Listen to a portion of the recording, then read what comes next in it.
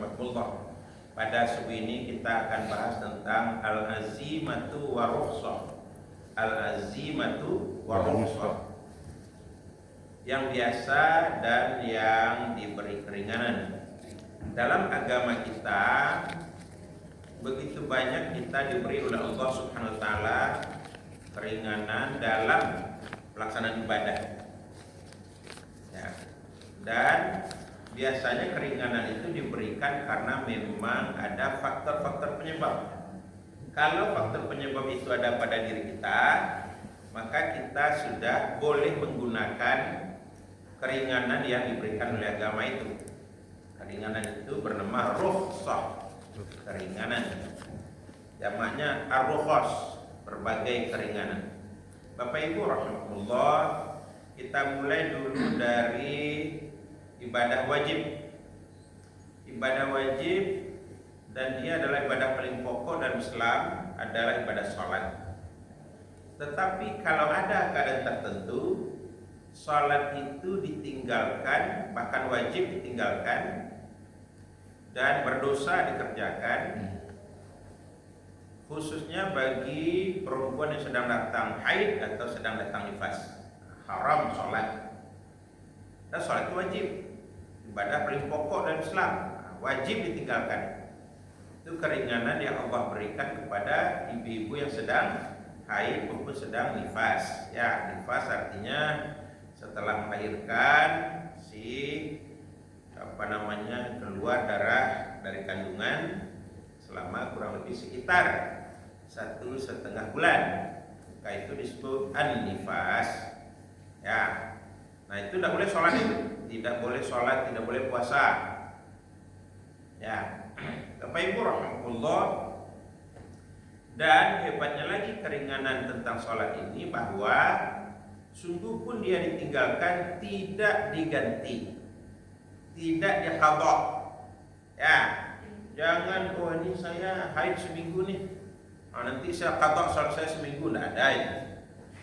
Nifas 1,5 bulan, saya mau mengqadha sholat saya 1,5 bulan, tidak ada mengqadha sholat. Kata Nabi pada hadis Sahih Muslim, kunna nu'maru biqada'i shaum. Kerja itu bu. Oh, mampir di lah kerajaan kena ngakajin cak. Nak kakak dua itu taruh keranjang di pintu. Malah anak kakak dua isi ke keranjang. Ya, nak fokus nak kaji dah, kaji apa? Isi uang ngaji. Ya, lah hilang lah tadi itu. Kata Nabi begini, kata Aisyah radhiyallahu anha dalam hadis Sahih Bukhari begini, kunna nu'maru biqada'is shaum wa lam nu'mar biqada'is shalah. Kita hanya diperintahkan oleh Rasulullah untuk mengqadha puasa, tidak ada perintah untuk mengqadha salat. Nah, jadi walaupun haid seminggu, nifas 1,5 bulan, pingsan 3 hari, 8 bulan, tidak ada qadha'nya itu salatnya. Tinggalkan saja dan tidak dipikirkan bilo kamu bayi salat membokohan. Tak ada bayi-bayi ada hutang tu do. Ya Bapak Ibu. Satu itu. Jadi keringanan yang pertama adalah meninggalkan kewajiban dan tidak ada diganti. Yang kedua, meninggalkan kewajiban agama tetapi wajib diganti. Nah, itu puasa Ramadan. Kenapa ditinggalkan puasa Ramadan? Kan wajib. Kutiba alaikum, diwajibkan kepada kalian, diwajibkan atas kalian. Nah, kenapa ditinggalkan? Satu, karena bermusafir. Dua, karena jatuh sakit. Nah, boleh. Tapi boleh, tidak wajib meninggalkan. Beda dengan sholat tadi. Ini cuma sekedar mubah, sekedar boleh. Jadi artinya apa? Orang bermusafir masih tetap dia boleh puasa Ramadan. Ya, karena apa? Karena bermusafir pada era kita sekarang tidak sama dengan di masa Rasulullah. Kalau Rasulullah satu bermusafir di gurun pasir tandus, gerah luar biasa, ya, debu pada beterbangan, Tidak ada tempat berteduh dalam perjalanan. Selama perjalanan tidak ada AC. Kalau kita kemana saja perjalanan ber-AC. Di rumah ada AC.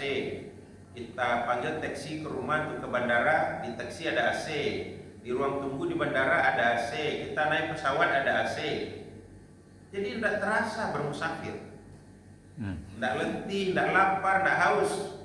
Ya, kita cuma duduk dalam keadaan nyaman. Beda dengan Rasulullah, jalan kaki. Tidak ada AC, gurun tandus, debu berterbangan, cuaca tidak bersahabat. Nah, itu yang musafir zaman Nabi. Jadi itulah sebabnya pada ujung ayat tentang berpuasa ini, keringanan berpuasa ini, Allah katakan, wa antasumu khairul lakum in kuntum ta'lamun. Kamu jatuh sakit, kamu bermusafir, tetap juga berpuasa, itulah yang terbaik bagimu.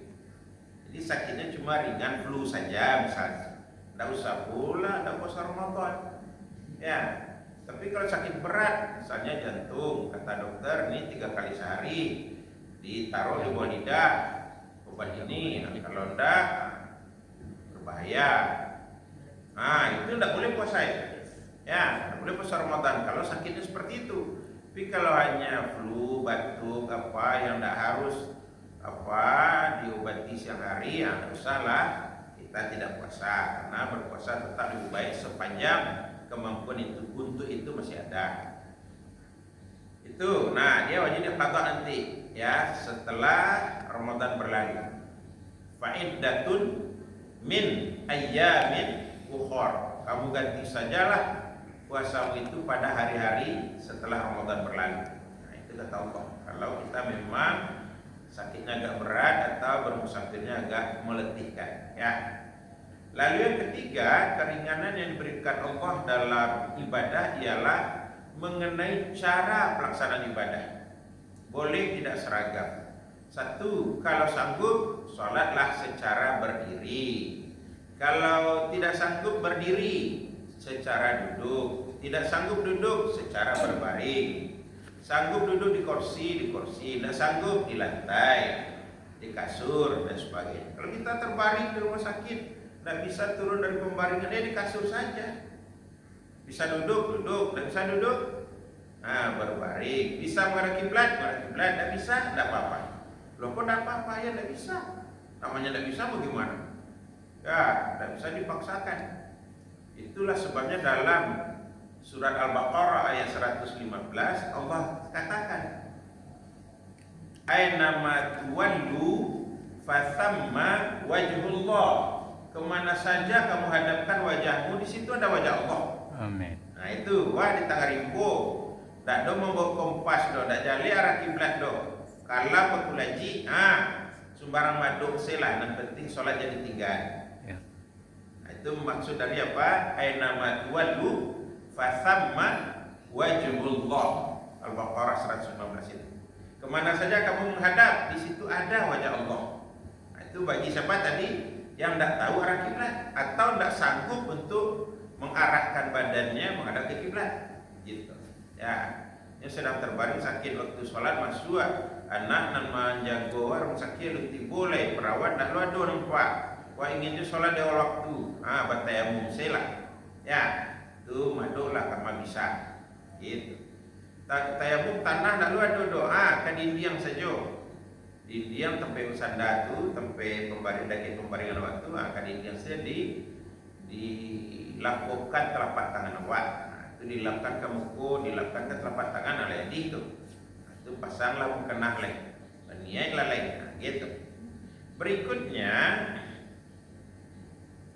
diganti dengan sesuatu yang lain dan dengan cara yang berbeda. Apa itu? Ketika kita mau sholat wajib berwudu. Kalau tidak berwudu tidak sah sholat. La yaqbalullahu sholata ahadikum illa bit-tahur. Allah tidak akan pernah bersedia menerima sholat siapapun antara kalian kecuali dengan bersuci. Nah, bersuci kok buluan. Ayah tak ada atau ayah ada, wah tak bisa kena ayah. Tangan wak lupa parah, sampai bahu. Tak boleh kena ia dari dokter dah.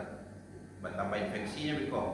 Kan tayamum saja diganti dengan yang lain dan caranya pun beda. Kalau sholat selalunya tuh mulai dari tangan, kumur, masuk lagi ke hidung, wajah, telinga, kepala, kaki. Buat tayamum dah, mukanya tangan sini. Itu jadi caranya pun ditukar, alatnya pun juga ditukar. Dari tadinya air sekarang debu. Itulah sebabnya rombongan haji, rombongan umrah tidak perlu bawa satu kantong kresek tanah dari rumah, tidak perlu. Apa untuk tayamum dalam pesawat kok? Tidak perlu. Cukup ke dinding sandaran kursi teman di depan kita. Ya, belakang punggungnya itu kita anggap debu itu suci. Sehingga kita bertayamum dengan menempelkan telapak tangan kita ke sandaran, ke punggung sandaran dari teman kita itu. Nah, berikutnya keringanan yang diberikan oleh agama adalah berupa diskon, pengurangan jumlah, tapi bukan harga ini karena tidak jual beli. Dari tadinya zuhur sampai rakaat, akhirnya kerajuan selangu. Di mana tuh? Di Arafah misalnya, di Mina misalnya. Ya, atau bermusafir, tidak usah sampai 2 selah tu mah. Baitullah asar, baitullah isya. Nah, nampak jadi kan 2. Pina 2 je nanti 3 rakaat, saya diskon dah. Harga tetap itu. Kalau barang harga tetap. Nanti 3 rakaat, dan 2. Tak usah ada subuh 2 rakaat. Wah musafir mah serakaat sih kerajaan, ada sah subuh dah. Ya, harus 2. Karena yang diberi keringanan yang 4 rakaat. Berikutnya keringanan lagi adalah menggabungkan 2 ibadah. Contohnya zuhur yang asar digabung, maghrib dan isya digabung. Itu namanya menjamak salat. Menjamak itu keringanan karena sulit kita kerjakan secara biasa, secara azimah dikerjakan secara rusak. Contohnya sedang wukuf di Arafah. Itu tidak ada salat asar wa kerajaan tersendiri itu dah. Ini digabung dengan zuhur tadi. 2 rakaat betulnya. Tidak ada hampir rakaat kalau sedang wukuf di Arafah. Karena apa? Al-Arafah itu kata Rasulullah, al-hajju Arafah. Ibadah haji itu puncaknya di padang Arafah. Jadi demi bisa kita beribadah wukuf di padang Arafah, jangan terganggu wukuf itu dengan sholat asar. Itulah sebabnya dijamak dengan zuhur. Sudah jamak takdim di masjidnya atau di tenda gadang itu, balik ke tenda balik. Di tenda Surah dua menghadap ke arah kiblat, lalu panahnya itu menghadap ke arah kiblat dua. Itu berukuf, pasang yang itu berukuf. Mulai dari sesudah sholat tadi itu. Sudah itu nanti baca 1 Al-Quran, 2 zikir, 3 istighfar, sampai doa. Itu saya nanti bacanya ketika wukuf dan Arafah. Tak boleh lalu, tak boleh mu'tah, tak boleh jalan-jalan ke Jabal Rahmah. Jalan-jalan ke Patangnya tanggal 8. Karena tanggal 8 awak lah di Arafah. Ya, 1. Tapi kalau lah mulai sesudah zuhur, tak ada cerita jalan-jalan ke Jabal Rahmah itu. Ya, duduk sini di tenda. Kalau Nabi, Bapak, Ibu duduk di punggung untuk panas terik, debu berterbangan. Itu Nabi wukuf. Awak dalam tenda. Ya, dalam tenda awak. Ada sampai duduk empuk, ada AC, ada kipas angin, nyaman awak. Wukuf. Mulai dari sudah zuhur tadi sampai menjelang maghrib masuk. Lamunya berwukuf. Ya, itu puncak ibadah haji. Rukun utama itu ibadah haji. Diberi kita keringanan apa tadi? Menggabungkan 2 sholat, menjamak dan sekaligus meringkas atau mengkasar sholat kita. Itu keringanan yang juga diberikan oleh agama kepada kita. Berikutnya keringanan dalam bentuk boleh pilih. Mau ini mau itu silakan. Apa itu? Kafarah. Apa itu kafarah? Denda agama akibat kita melanggar aturan agama. Contoh, wa banazar. Nazar apa? Nio menyumbang ke masjid juga 10 juta rupiah kok. Ya Allah, kalau kau sembuhkan cucu saya ini, saya akan menyumbang ke masjid, berinfak ke masjid 10 juta rupiah. Di UB hijau datanglah izin Allah. Cegah cucu awak sehat balik. Lamun salitnya berlari-lari, tekan awak dulu bernazar sakit. Wajib bayar nazar tu, karena yang awak harapkanlah yang kabulkan dari Allah, cuculah sehat. Kini kepeng 10 juta aku tak boleh dah. Tak cukup kepeng lain baca rohnya. Dilanggar nazar. Akibat melanggar nazar, karena awak kafaratun nazari. Kafarah nazar.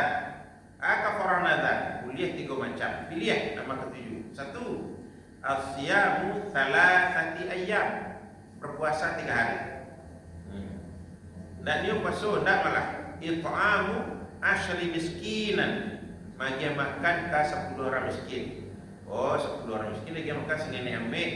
Tiwa juga banyak. Walaupun dah cukup itu 10 juta. Belikan pakaian baru. Masing-masing 10 orang miskin diberi 1 setel pakaian baru.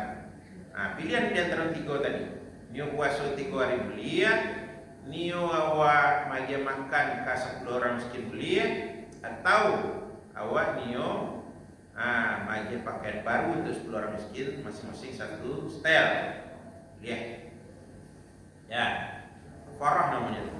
Baik 7 awak membawa unta. Sopir atau anda sopir lah, atau awak pribadi misalnya dibawa keluar kota. Di suatu tikungan hendak awak palambek doh laju kendaraan mobil awak.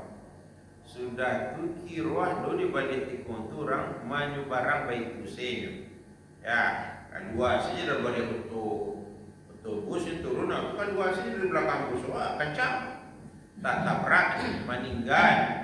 Baik orang yang tabrak meninggal di lokasi kejadian, ya, atau yang meninggal 2-3 hari sesudah itu, maka awakku banamu al-qatilu bi ghairi amadin.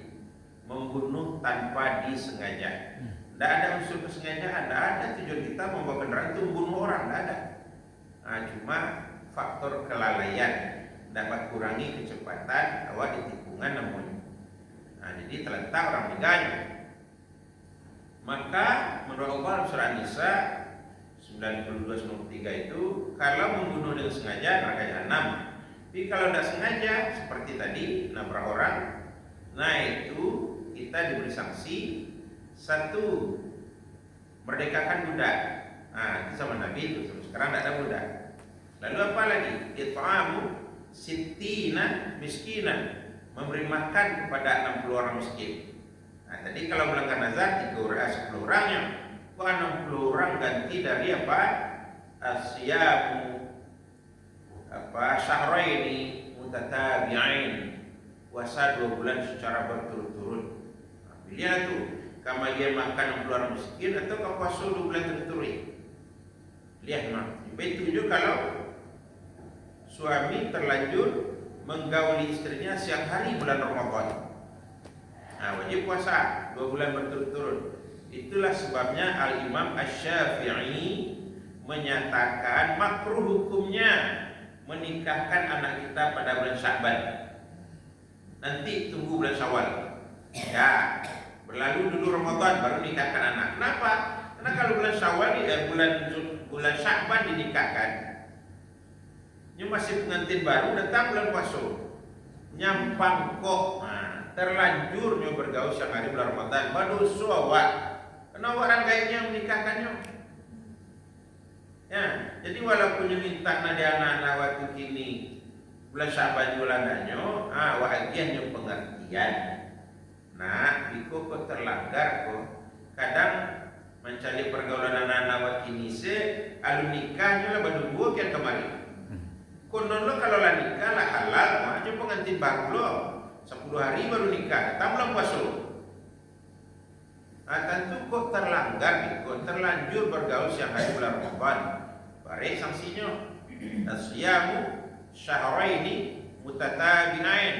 Puasa 2 bulan secara berturut-turut. Atau it'amu sittina miskinan. Memberi makan kepada 60 orang miskin. Nah, kan dia bare itu sekali itu nya bergaul siang hari. Sekironya 6 kali 2 bulan berturut-turut, 1 tahun berturut-turut puasa. Ramadan itu 30 hari, 6 kali dalam salam Ramadan siang harinya bergaul dengan pengantin baru kan. Tanya lain. 1 tahun puasa berturut-turut, sebulan saya telah ada nyoba. Pernah udah 1 tahun. Ya. Jadi wahabialah pengertian anak awak kalau punya memaksa untuk nikah 2 bulan Syakban. Nah, persoalannya dalam agama awak. Pengertiannya terlanggar di kalian indah dong mah yakin sulah ada yakin dong mama aku mau dulu sisuk pengantin baru sisuk mama. Nah itu cuma meyakinkan anak awak supaya bulan Syawal saja, tapi jangan pakai lo khurafat. Ndak elo doh nikah ta sapi dan taruh 2 hari raya itu khurafat namanya. Ndak do itu dong. Ya, jadi bulan Syawal memang diapit oleh apa? Syawal, Dzulqa'dah diapit oleh 2 hari raya. Raya Syawal sama raya Dzulhijjah. Idul Fitri dengan Idul Adha. Tapi tidak ada itu kepercayaan yang tidak berdasar. Ya, nikah diapit 2 hari raya tidak langgeng. Di muka Ka'bah seorang nikah tidak langgeng. Ada artis supaya murah nikah di dalam Ka'bah. Kiranya 6 bulan nikah cerai. Di dalam Ka'bah nikah Pak. Ya di Masjidil Haram. Jadi oleh karenanya lah bukan waktu, bukan tempat yang menentukan nikah perkawinan atau pernikahan itu abadi. Tapi adanya saling pengertian, adanya saling toleransi. Itu baru langgeng rumah tangga. Itu aja karena anak kawin itu ibu. Ya jangan Pak Kuat itu sekali madok si anak-anak wadinya alas itu. Padahal menurut undang-undang 10 hari berturut-turut. Harus dia penasihatkan tu dia Pak Kuat. Itu tidak sekali senang jadi. Tahu orang dewasa lah ngerti. Ya Pak Kuat itu kadarnya nak lapis tangan. Pada kewajiban itu hanya persoalan dalam rumah tangga. Masalah ekonomi, masalah beradaptasi dengan pasangan, dengan mertua, dengan tetangga, dengan sanak famili, dengan macam-macam persoalan. Ya, itu harus jaga pengertian. Orang baru kagadang namanya. 10 hari itu dalam undang-undang. Tapi gua sekali saya datangnya, saya itu penasihatan. Ya, bahkan sebenarnya ada dari Kementerian Agama itu kebijakan namanya Suscatin. Apa itu Suscatin? Kursus calon pengantin. Jadi di ada mana kursus dihimpun di dalam kota itu kan di tiap kecamatan ada 2 tuh, ada orang akan menikah di kecamatan. Mana akan nikah dalam bulan itu digabung mereka sadonya. Sebalik kecamatan di Padang Pak, kecamatan pun akan menikah sekian pasang bulan ini. Iko ada kumpulan sadonya dikantuakan depak. Itu dia game pelatihan, dia game kursus bagaimana calon pengantin pun untuk sukses menjalani rumah tangga ini sesuatu. Jangan bertangka-tangka, jangan bercerai dibaca-baca. Itu tuh. Ya, macam tu diajarkan. Itu andaknya. Kau nak ada sesuscat itu dia doan lain. Sehingga pasang-pasang muda banyak lonan bercerai. Ya, Bapak Ibu rahmatullah. Itu yang boleh pilih itu sanksi hukum. Baik melanggar nazar tadi, karena satu lagi itu karena zihar. Zihar itu apa itu? Ucapan suami menyatakan bahwa ada bagian badan istrinya yang diserupakan dengan bagian badan ibu kandung suami oleh si suami sendiri. Hidungmu mirip betul dengan hidung ibu saya. Itu zihar teman-teman. Wasu suami dua bulan berturut-turut tuan. Mempersamakan hidung saja dia akan sepil.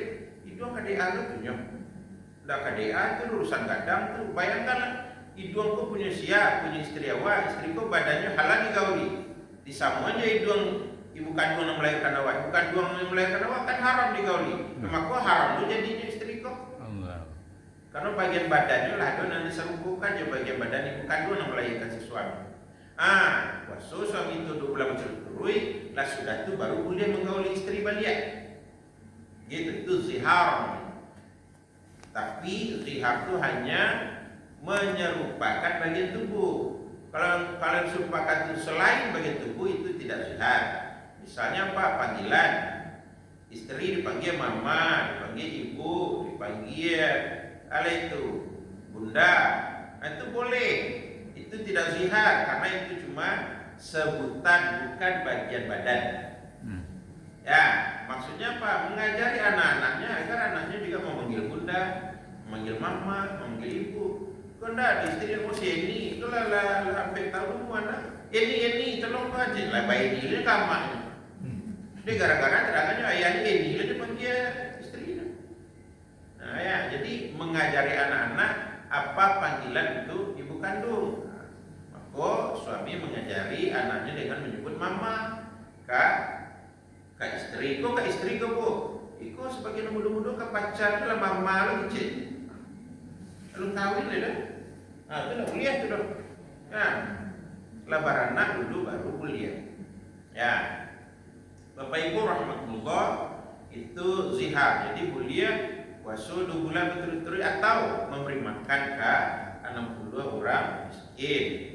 Nah, itulah beberapa bentuk peringanan yang diberikan oleh agama kepada kita. Ya, boleh kita ambil fasilitas itu, kita manfaatkan, tapi tidak wajib.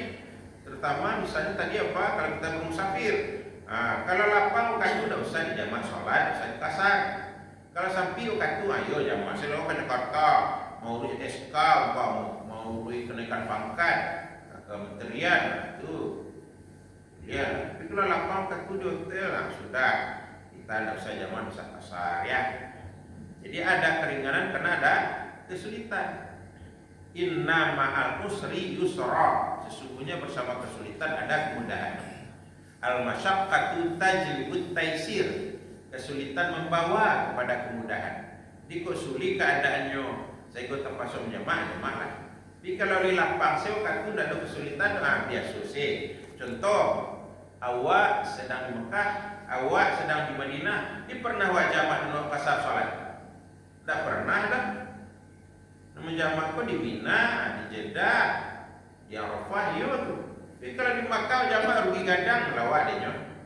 Sekali sewanya di Masjidil Haram itu salat, itu lebih rancak pada 100.000 kali daripada di surau. Itu kalau jamak itu rugi gadang.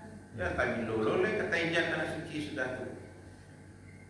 Itulah sebabnya Nabi, walaupun pada umrah pertama yaitu tahun ke-7 Hijriah, Nabi 3 hari diizinkan oleh orang kafir Quraisy untuk berada di Mekah guna berumrah tadi. Nah itu Nabi tidak pernah menjamak, tidak pernah mengqasar salat selama 3 hari di Mekah. Tapi dalam perjalanan kembali dari Mekah ke Madinah, Nabi selalu menjamak dan mengqasar dalam perjalanan itu.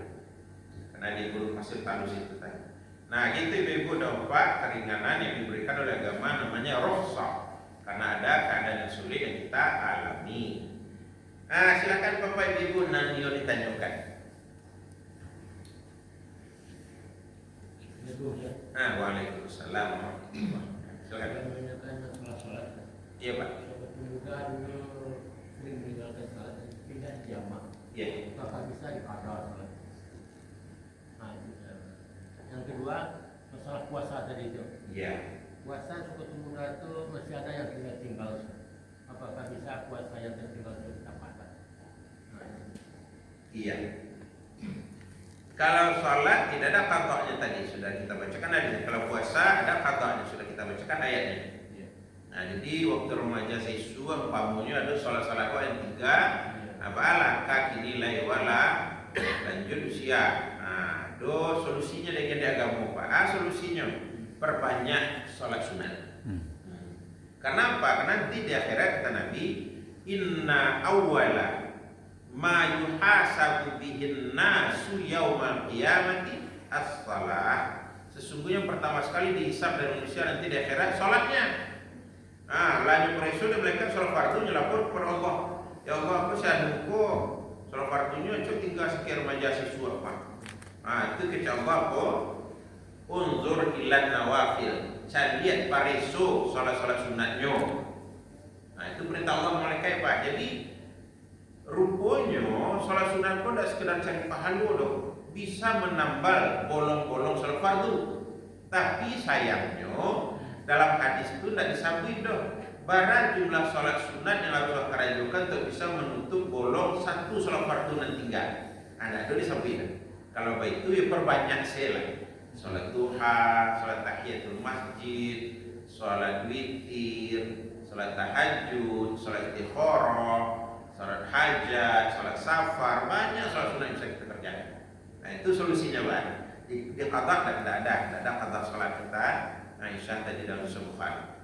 Lalu yang kedua, puasa yang tertinggal masa lalu. Puasa itu wajib qada. Fa iddatum min ayyamin ukhra. Kamu gantilah puasamu pada hari-hari yang lain setelah Ramadan berlalu. Lalu kemudian kita tidak ingat jumlah puasa Ramadan yang kita tinggalkan itu ada berapa. Sudah lama, sudah puluhan tahun yang lalu misalnya. Masa remaja itu. Gimana caranya? Nah, caranya gampang. Pakai niat alternatif. Contoh kita mau buka sahur nih. Ya Allah, besok saya mau puasa. Sekiranya ya Allah masih ada puasa utang puasa Ramadan saya, besok itu untuk mengqadha puasa Ramadan.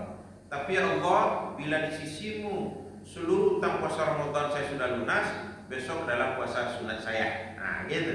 Baik puasa sunat itu Senin dan Kamis, baik puasa sunat bid ya tanggal 13, 14, 15 dan bulan, dan puasa sunat lainnya. Nah, kita niatkan seperti itu. Nah, insya Allah tergantikan ya. Nah, gitulah Pak. Kita puasa. Apalagi pertanyaannya? Silakan. Waalaikumsalam. Tadi tentang bayaran dendanya itu kasih pakaian. Nah, iya. Itu kalau pakai begitu kan Satu style. kalau laki-laki kan tak bisa pakai baju saya atau sampai tagapan dua itu sarawannya itu yang berlaku. Iya Pak. Kemudian itu surga itu ada 8. Satu puasa tadi arayan. Puasa sebelum itu arayan itu puasa yang luar. Baik. Jadi yang pertama itu memang satu style pada hadis, satu pasang. Jadi kalau satu pasang itu ya kalau perempuan bajunya dan kain panjangnya. Kalau laki-laki ya celananya dan bajunya, itu yang satu pasang. Kalau cuma celana saja atau baju saja tidak satu pasang, tidak satu style namanya. Nah, gitu. Jadi memang kalau udah satu itu ya makan sajalah. Makan kan cuma 2 kali sehari. Karena makan ini ganti dari makan orang berpuasa. Orang berpuasa kan 2 kali sehari makan, maghrib sama sahur. Nah, jadi 2 porsi makan untuk 1 orang miskin. Dia 10 orang miskin. Nah, itu kan lebih murah harganya ketimbang membelikan pakaian. Jadi bergantunglah kepada kondisi keuangan kita pada saat kita membayar kafarah itu. Nah, itu penentunya nanti Pak. Mau belikan pakaian silakan. Tidak ada mana kepeng sama sekali apa sosial lagi wali. Nah, gitu. Jadi itu makna disesuaikan.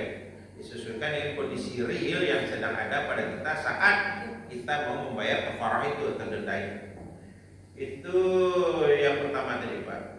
Lalu puasa apa yang bisa membuat kita masuk surga itu melalui babur royyan. Itu royyan.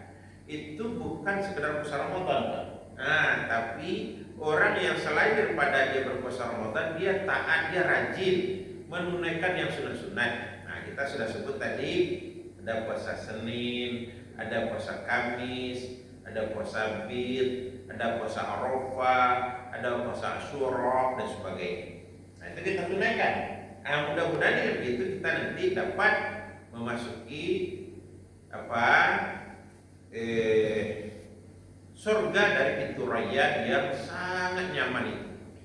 Jadi bayangkan kalau di dunia tidak doi sambungnya sama sekali kalau mau bayang saya awak tadi kuha berjalan kaki 1 kilo angin garang tadi panduan wah masuk ke mall swalayan di pintu saya baru sajuknya lepas lagi. Nah, itu dunia belum pintu raya itu. Ada masuk ke swalayan itu lain, ke mall itu lain, di pintu saya baru antara so AC-nya luar biasa. Nah, begitulah orang yang masuk surga melalui pintu raya itu. Baru saja dia sudah nyaman luar biasa. Nah, tapi itu cuma sebatas pintu, bukan isi Pak. Kalau surga itu isinya bergantung pada namanya. Kalau Jannatul Ma'wa, Jannatul Naim, Jannatul Firdaus, Jannatul Aliyah itu beda-beda anunya kualitas surganya. Nah, jadi barangnya wako maswa. Suatu tampil lah, ada yang kelas biasa, ada yang kelas fit, ada yang very fit. Nah, gitu. Kalau yang very fit sarugo itu namanya Jannatul Firdaus. Very very important person. Nah, itu bahasa orang kafir itu. Very fit carawan. Nah, itu ya orang yang important person. Orang yang betul-betul penting sehingga dalam pandangan Allah. Itu namanya kuliah sesuatu Firdaus itu. Itu namanya sesuatu Firdaus itu. Bab itu sampai barik persyaratan untuk bisa masuk surga Firdaus. Itu mah dalam surah Al-Mu'minun ayat 1 sampai 10. Ada 9 kriteria yang wajib penuhi tuan. Barik, paling barik surganya. Jadi wajarlah kalau berbagai sarana fasilitas yang lebih dalam itu luar biasa. Dan paling luar biasa bukan sarana dan fasilitas, peluang. Peluang dan janji dari Allah dalam surga Firdaus diungkapkan dalam surat Al-Qiyamah. Wujuhun yawma idzin nadhirah ila rabbiha nadhirah. Wajah mereka dalam surga Firdaus itu nanti berseri-seri, cemerlang. Mereka diberi peluang menatap wajah Tuhan. Di dunia Bapak Ibu, Nabi Musa bermohon-mohon untuk bisa melihat wajah Allah dan nyakir ya wajah Allah. Cari lah begitu sinadwa tahu. Cari dia Nabi Musa, tua pingsan Nabi Musa. Nah, sadar balik itu gunung Situan dari batu cadas dan sanggup memandang wajah Allah. Apalagi wajah kau Musa yang terdiri dari daging, kulit, darah, tak sanggup. Pokoknya Allah tak izinkan. Nabi awal itu ibu, lah pernah sampai ke istana Allah. Mustawan ketika bermi'raj itu dari langit ke-7 terus ke Sidratul Muntaha. Sidratul Muntaha terus lagi ke Mustawa. Di situ singgasana Allah. Di situ arasy Allah di Mustawa itu. Tapi bisakah Nabi melihat wajah Allah? Tidak. Ketika ditanya oleh Khalifah Abu Bakar kepada Nabi, ya Rasulullah, ketika engkau menerima perintah sholat itu, apakah engkau langsung melihat wajah Allah? Kata Nabi, oh tidak. Saya hanya menerima titah sholat 50 kali sehari semalam yang kemudian dikurangi sehingga sampai tinggal 5 kali. Itu dari balik awan putih yang tidak menyilaukan mata. Nah, jadi tidak Allah pakai hijab, pakai batik. Tapi kalau di surga Firdaus, nyo perlihatkan dari Allah wajahnya. Bertanya lah Umar berkatakan lagi, ya Rasulullah, awak makhluk dimensional terbatas. Allah tu non dimensional. Tidak tu batis ni Allahnya. Mereka di satu makhluk yang berdimensi ko mencari kepada Khalik yang non dimensional. Kata Nabi, Umar, kalau bulan purnama, bulan tu jauh sinana, yang kasawa di bumi, lain bisa awak lihat secara langsung bulan purnama. Oh, iya Rasulullah. Baik dululah mencari Allah dalam surga Firdaus bisa dicari langsung. Nah, gitu. Jadi itulah apa keistimewaan yang luar biasa yang ada dalam surga Firdaus. Bukan soal sekedar tempat tidurnya, segala makanan yang ada itu. Ya, tatap mukanya Allahnya itu. Nah, itu sebabnya orang mukmin itu kalau beribadah dia bertahu wajah Allah, yang mereka cari wajah Allah, bukan yang mereka cari pahala. Pahala itu side effect, ya, dampak sampingan. Akibat buat lebih ibadah, lebih pahala. Jadi sebagai target, ya, naik haji untuk mencari wajah Allah, bukan untuk menambah gelar. Karena haji itu tidak gelar, haji itu amal ibadah. Nah, gitu. Ya, jadi begitulah Bapak Ibu, bahwa sungguh pintu yang sangat istimewa itu pintu rayyan, itu orang-orang yang rajin berpuasa sunnah selain puasa Ramadan. Tapi kalau surga yang paling istimewa, nah itulah Jannatul Firdaus, surga Firdaus. Disebut Allah itu surga Firdaus dalam surat Al-Mu'minun surat ke-23 ayat 1 sampai dengan ayat 10. Nah, dalam nilai itu penuhi itu, insya Allah kita calon ahli surga Firdaus nanti. Ya. pelajari, dalami, amalkan. Gitu. Allah itu la yukhliful mi'ad. Allah tidak akan ikut janji, pasti. Iya Pak, silakan. Sholat itu dikada punya kalau mau tak alok. Nah ini bisa awak biasa sholat tahajud tak alok. Bisa nggak dikodrat dengan siang juga bisa? Atau sholat subuh, fajar gitu kan? Orang tak fajar tak tahu lah komat. Bisa nggak dikodrat sesudahnya? Karena sholat sunnah yang jangan ditinggalkan itu subuh subuhan, fajar, tahajud, yo, adik. Baik. Jadi gini Pak, sholat itu melakukannya itu dikenal dengan istilah 3 macam. Satu namanya adat, 2 namanya iadah, 3 namanya qadha. Kok qadha itu ada untuk sholat?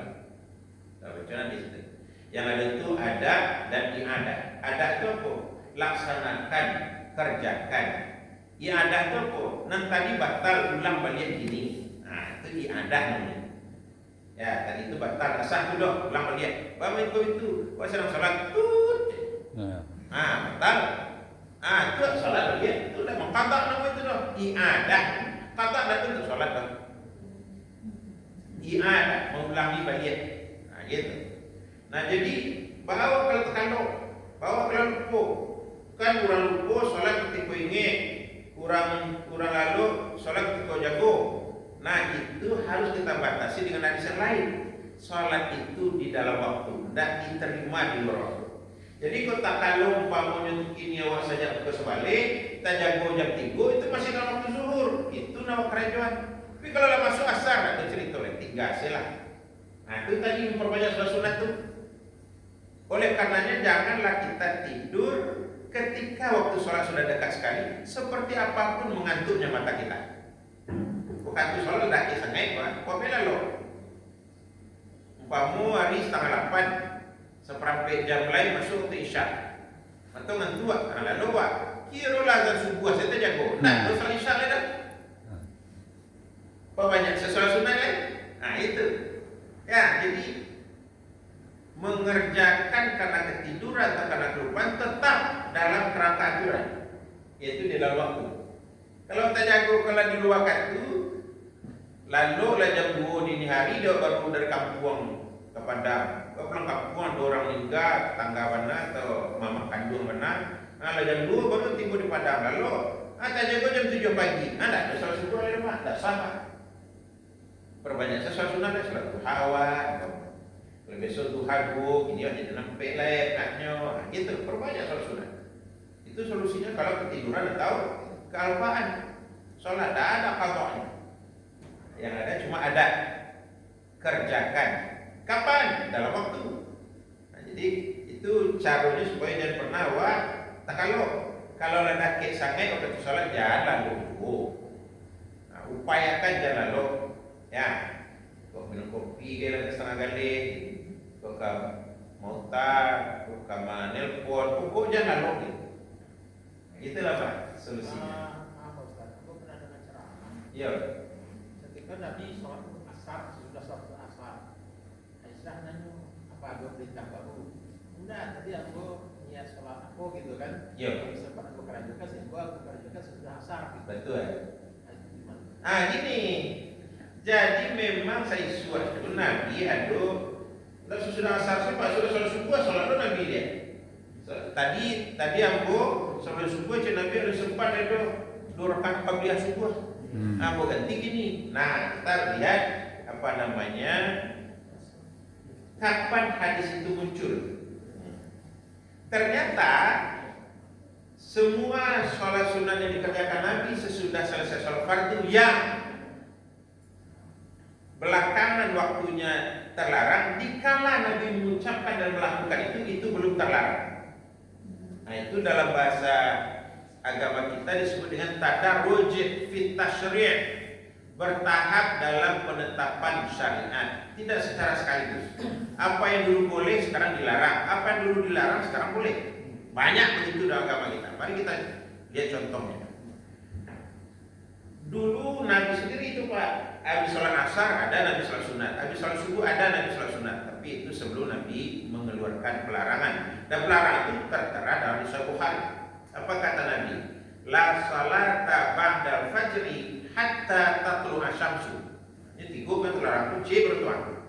Dan boleh do salat apapun lainnya kalau sudah salat subuh. Itu bertuan. Jadi kau pakai safar dia wang kau masa sunnah cik tunggu matahari terbit dulu hatta tatlu al fajr sampai terbit fajar. Nah, terbit fajar lewat sama tujuan baru boleh buat salat sunat, buat salat sunat. Pak kerajaan terserah pokoknya tadi matahari. Yang kedua, la salata fi waqtil istiwa hatta tazula syamsu. Dan boleh ada salat apapun ketika matahari tagak lurus sampai matahari condong ke barat. Condong ke barat artinya apa? Waktu dua lah masuk.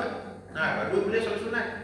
Jadi jangan hari kedua balik kurang seperempat salat sunat dan boleh doh walaupun tahiyatul masjid kecuali dan buat masuki Masjidil Haram.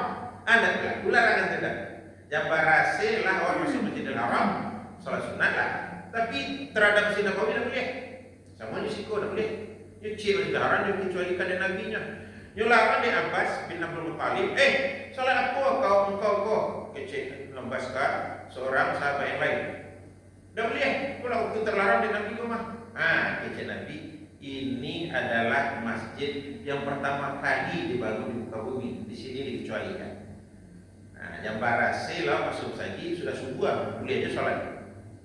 Dan berlaku larangan tiga kan. Ya, kalau Masjid Nabawi, kalau Masjidil Haram, kalau Masjid Nabawi lah terlarang semua sikut. Lalu yang terakhir ketiga, la salata ba'dal asri hatta taghrub asy-syamsu. Tidak boleh salat sunat apapun sesudah asar sampai matahari terbenam. Matahari terbenam itu maghrib masuk. Itu baru boleh salat sunat. Tahiyatul masjid lawat biko, qabliyah maghrib lah biko sesudah azan itu terserah. Yang penting maghrib masuk dulu. Hari baru saja itu boleh sholat lagi. Itu waktu sholatnya orang Yahudi kata Rasulullah. Dia namanya kok di Bethlehem itu kan ada dinding ratapan namanya. Itu juga baru saja itu tuh. Orang Yahudi ke dinding ratapan tidak boleh tiru orang Yahudi doh kata Nabi. Ya, jadi sholat itu setelah matahari terbenam. Ya, ustaznya mengaji di Musajid Awal. Apa ada waknya sholat tahiyatul masjid? Bukari masuk dapat tiru ustaz tu. Ustaz seorang saya lah, ada wak. Dan waktu tiru hadis Nabi. Tidak boleh sholat sebelum maghrib masuk. Bukannya cari bilang ada ustaz. Kau kan sholat masa bawa karanmu, bawa tahiyatul masjid mana? Malu ada larangan. Hanya tak ngerti hadis tadi tak ada pengecualian dah. Mau sholat tahiyatul masjid kek, mau sholat apa kek, tak boleh. Satu lagi pengecualian adalah ketika matahari tegak lurus tadi, kalau kita masuk masjid untuk sholat Jumat. Maksudnya ibu tuan di Masjidil Haram, Masjid Nabawi ibu kan sholat Jumat. Boleh. Walaupun hari dua boleh takbir, dua boleh kurang seperempat, terserah. Yang penting masuk masjid tahiyatul masjid lalu. Karena itu hari Jumat. Kamu saja untuk sholat Jumat. Gitu. Jadi dua-duanya pengecualian. Boleh awak tetap sholat pada waktu yang terlarang tadi. Satu, bila awak masuki Masjidil Haram. Yang kedua, bila awak masuk musajid ketika hari Jumat untuk sholat Jumat. Di masih letak musajid. Pada bermalah. Soalnya sholat Jumat. Itu tak terlarang sholat. Jangan itu lepas Bapak Ibu. Khatib dari Mimbar, baru tiba dari luar kota, langsung bawa langsung bawa adu. Terus saja, lalu mulai berketubah. Sholat lah.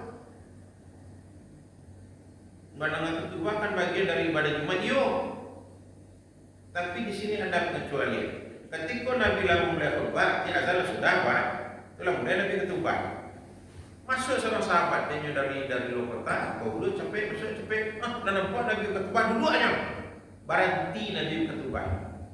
As-sholat taramatain, kamu dah sholat 2 rakaat, lama ya Rasulullah, belum Rasul. Sholat rakaatain khafifatain. Kamu sholat dulu 2 rakaat, ringankan sholat. Ringankan itu dalam syarah hadisnya Pak. Satu nak baca doa iftitah dong, langsung saya Fatihah. 2 sudah Fatihah, tidak baca ayat dong, langsung saya rukuk lagi. Itu kan 2 rakaat aja. Itu nak ketubah sudah tulis. Itulah sebabnya pengurus wajib menghimbau bapak dalam masuk saja di Jumat. Mohon bapak-bapak itu penuhkan dulu saf terdepan sehingga saudara kita datang belakangan nanti tidak melangkahi bahu kita. Nah dalamnya pak, yo datang kemudian kurang lalu melangkah tiba di saat pertama salat sunatnya. Tidak mengerti aturan Jumat. Wah kalau kelambin di belakang saya sholat sunat. Upayakan juga buku. Sehingga terhalang dulu orang di belakang untuk masuk ke khatib. Dan nampak khatib, punggungnya nampak lagi punggung orang sholat tadi. Nah itu tidak boleh. Jangan dilangkahi orang sedang duduk mendengarkan khutbah itu. Dengan ketubah itu bapak ibu menjadi jari isinya melarang kita nyicil boleh. Dengan syaratnya boleh. Tapi jangan bersuara. Nah tak boleh syuk. Diam aja kita.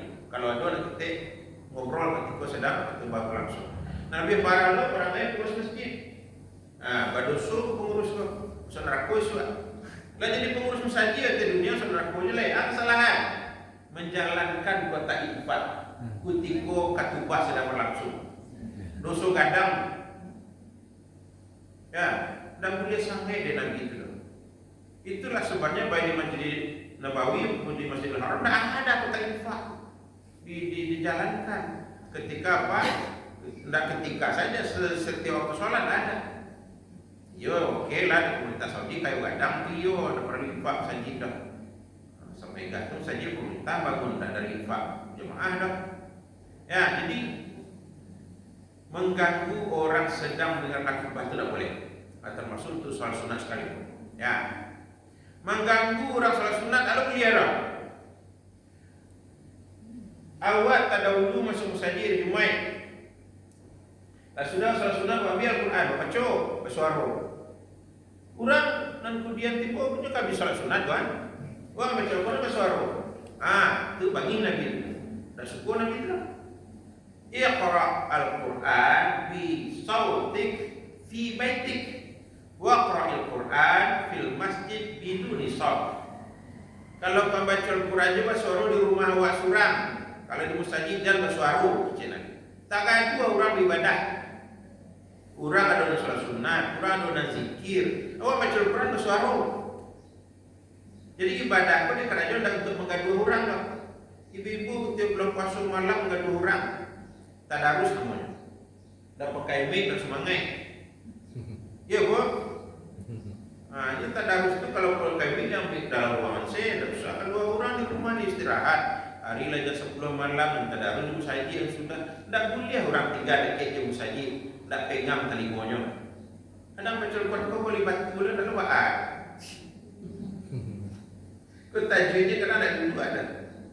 Tempat hikmat yang kasarkannya, tempat dia ada di dalam guna, di dalam bilang guna. Ya, tasdidnya adalah ke dan ada, semua itu dah. Ya, itu tadarus lo pakai ini, bagi kusama malam. Ibadah bukan tentang orang lain, itu kunci. Nah, gitulah Pak tambahnya Pak. Terima kasih Bapak Ibu dalam siang hari. Banyak maaf. Sambulan lewat lanjutkan.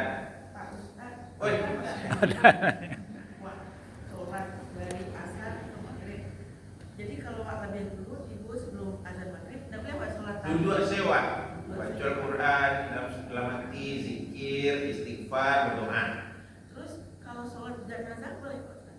Soal ini khilafiyah, ikhtilaf. Sebagian yaitu mazhab Hambali membolehkan sholat jenazah. Sementara mazhab Syafi'i tidak. Jadi sholat jenazah itu tidak boleh pada waktu terlarang. Yaitu satu tadi kapan sesudah subuh belum terbit matahari. Yang kedua ketika matahari sedang tegak lurus, taruh sangat boleh sampai zuhur. Yang ketiga sesudah asar sampai maghrib masuk. Tetapi itu ajang khilafiyah. Kalau ajang khilafiyah boleh kita langgar, tidak ada masalah. Boleh beda. Terus Pak Ustaz, ini adalah yang bakal sholat itu kalau sudah balik rakaat itu. Tapi kalau ada yakin, sholat kok tadi lebaran rakaat, awak bilang boleh Pak Ustaz? Tidak puas waktu sujud sahwi. Nabi memberikan solusi. Kalau kita ragu tentang jumlah rakaat, kata Nabi apa? Khudh bi'aqal. Khudh, ambillah bi'aqal, dan lebih sengit jumlahnya. Waragun taruh kula hampir tertiku, kula hampir tertiku. ambil nasi ngene 3 rakaat selu. Oh anggap 3 tambah cele. Saya juga jadi ampe. Walaupun biko faktanya jadi 5 tidak salah karena apa? Nabi menyuruh awak ambil nan paling sengene.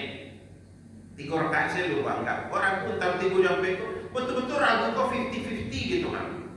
Nah ada yang dapat wayang ini salah satunya entah iwa ampe tak 3 saking lupunya awak. Tepatnya apa namanya beban pikiran dan sebagainya. Nah itu kece Nabi khud bi aqal ambil nan sangene nan paling sangene. Jadi nak boleh batalkan puasa. Dah boleh dah. Solat pun batalkan tibo gampu gadang, tibo tsunami, nampak gula, jadi dua awak baru batalkan. Tapi kalau dipanggil orang jadi batalkan kecuali solat sunat. Nah gitulah. Terus Pak Ustaz. Ada aja tak boleh. Banyak di masjid air Pak Ustaz sebelum buat solat zuhur ada pengajian dulu. Sekarang orang masak tuh solat sunat. Kan kalau solat sunat lalu pengajian. Apa Pak Ustaz?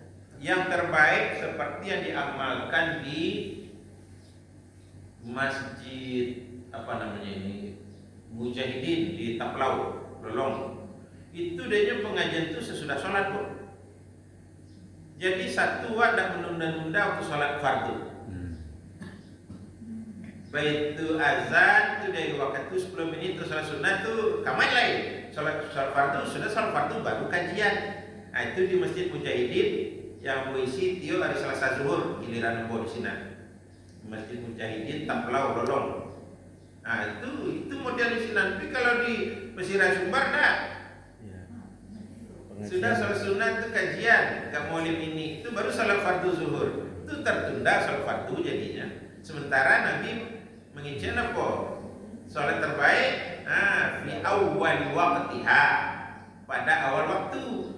Nah gitu. Jadi kan bisa sesudah sholat fardu kajian itu mengarus dipaksakan antara azan juga main. Nah gitu. Itu yang terbaik. Jadi tidak diganggu orang yang sholat sunat dari masjid oleh isi ceramah yang sedang disampaikan oleh si penceramah. Gitu. Itu yang terbaik. Nah. Cuma kan pengurus kebo kalau lelah sudah sholat fardu kok sebagian lebih keluar saji cenya. Ya. Tapi kalau antara azan juga main, itu banyak tapi infak aja nya itu. Jadinya kurang ada kalau saji itu kena sholat fardu dulu. Iya iya. Karena jual lain, itu loh pertimbangan pengurus kau. Baik itu je anu tadi kaki dia berjalan ketika kaki pas sudah berlangsung. Banyak tapi infak. Tapi kalau sebelum azan berjalan ketiga orang minum dalam musajile itu sengaja lebih infaknya. Nah itu loh pertimbangan pengurus. Jadi tidak boleh dibikin infak supaya banyak dapat lalu dilanggar larangan Nabi, boleh. Ya jangan mengganggu orang beribadah itu inti. Orang datang ke tempat ibadah, jalan kaki dia udah jalan sibuk. Nah ke tempat jualan nantinya lah sibuk je. Kan ganggu ya. Nah itu mengganggu orang beribadah namanya pengurus masjid itu. Harusnya membuat orang nyaman beribadah, kan diganggu. Jadi taruh setelah kota infak sinan mana baru masuk sinan gitu kan. Lupunya tadi kamu saja masuk hanya ke keluar nampak dia merek sesinan gitu. Jadi begitu saja kalau terutama di Jumat itu. Tapi kalau dari Jumat dia jalan ketiga sholat. Jadi Jumat itu waktu ibadah harus didengar. Nah, kecuali tadi bagi yang telah bersuah itu persoalan lain. Nah itulah jawabannya Ibu. Terima kasih atas perhatian, banyak maaf atas kekurangan. Wassalamualaikum warahmatullahi wabarakatuh. Waalaikumsalam warahmatullahi wabarakatuh. Katanya kan sudah pakai bahasa Minang. Kalau lupa 3 teman